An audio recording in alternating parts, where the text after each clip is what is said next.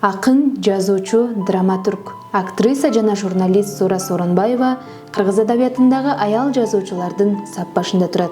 Доор инсаны түрмөгөбүздүн бүгүнкү коногу дал ушул улуттук адабиятыбызда өчпөс из калтырган Зура Сооронбаева болмокчу.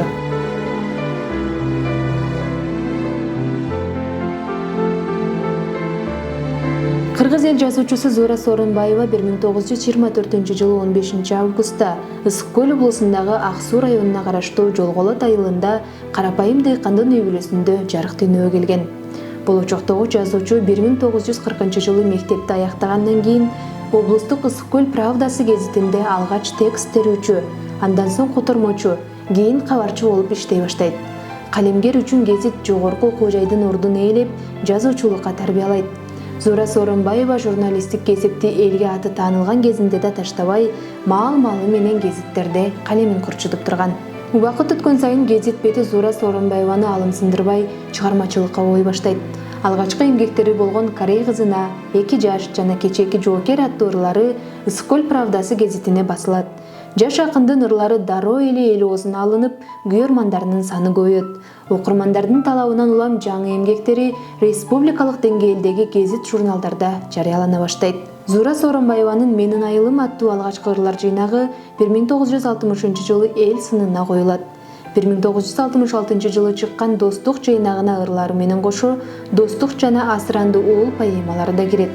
Көп кырдуу таланттын ээси болгон акын ыр жазуу менен гана чектелип калбастан, кара сөз жаатында да өзүн сынап көрүүнү чечет.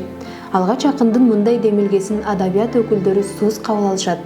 Алгачкы прозалык чыгармасы болгон Астра гүлү 1971 жылы жарыкка чыгат. Повесть болуп көрбөгөндөй ийгиликке жетишип, ошол кездеги эң көп окулган чыгармалардын бири болот. Алган эмес 1979 жылы Осенние цветы атында орус тилинде да окурмандарга тартууланат. Зура Сооронбаева өзү да бир нече жолу бул чыгарманын жазуучу катары зоолосун бийиктикке көтөргөндүгүн айткан.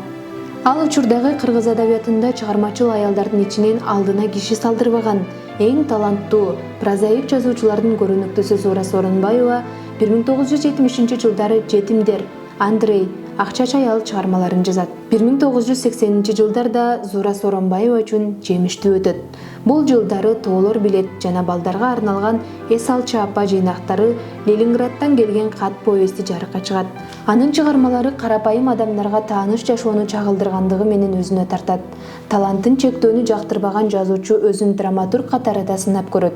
Эркек кулукту, Байлык жана махабат пьесалары кыргызстандык көрүүчүлөрдүн назарына сунулса, Сынга мазар Казакстан жана Россиянын сахналарында коюлат. Кыргыз окурмандарынын бестселлерине айланган бир катар китептердин автору Зура Сооронбаеванын эң мыкты чыгармаларынын бири катары эсептелинген Чоочун киши романы 1988 жылы басмадан чыгат.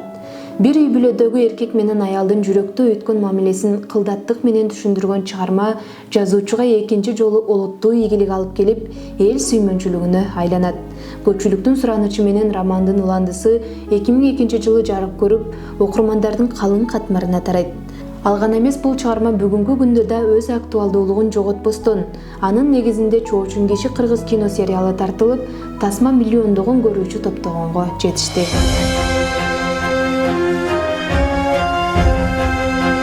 Бир килеген уюбузду сатып туруп жөнөткөнбүз.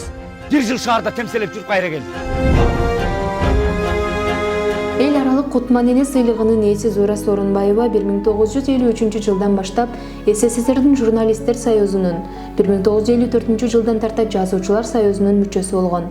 Кыргыз СССРинин жогорку советинин ардак грамоталары, улуу ата мекендик согуштагы каарман эмгеги үчүн, Лениндин 100 жылдыгынын урматына каарман эмгеги үчүн медалдары менен сыйланган.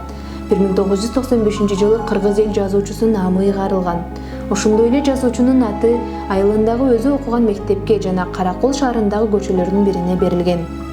Каарманыбыз Тугелбай Сыдыкбеков, Алы Токонбаев, Нуркамал Жейтикашкаева, Шатман Садыбакасов сыяктуу улуу инсандар жана Жалил Садыков, Сооронбай Жусуев, Гүлсара Момунова, Меңди Мамазайырова өңдүү белгилүү жазуучу акындар менен замандаш болгон. Жазуучунун чыгармаларындагы оош кыйыштуу жашоо, аянычтуу тагдырлардын көпчүлүгү чыныгы турмуштан алынган. Зура Сооронбаева да өз каармандары сыяктуу армандуу сүйүүнү башынан өткөргөн. Өмүрүнүн аягына чейин бир гана адамды сүйүп, бирок чыныгы махабатына эч качан жеткен эмес.